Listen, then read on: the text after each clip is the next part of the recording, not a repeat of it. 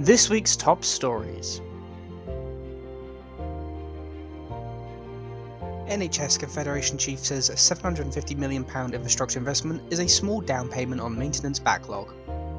Newly allocated funding to help fix crumbling infrastructure at NHS sites has been described as a small down payment on the £14 billion maintenance backlog that remains.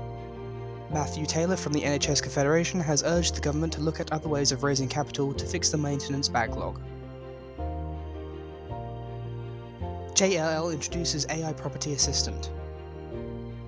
JLL Property Assistant delivers recommendations for property managers via a natural language chat interface.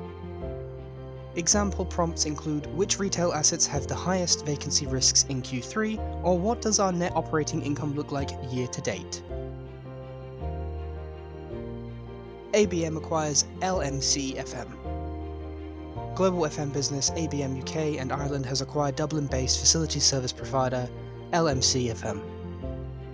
The deal is part of ABM's strategy to grow via strategic acquisitions in the Republic of Ireland.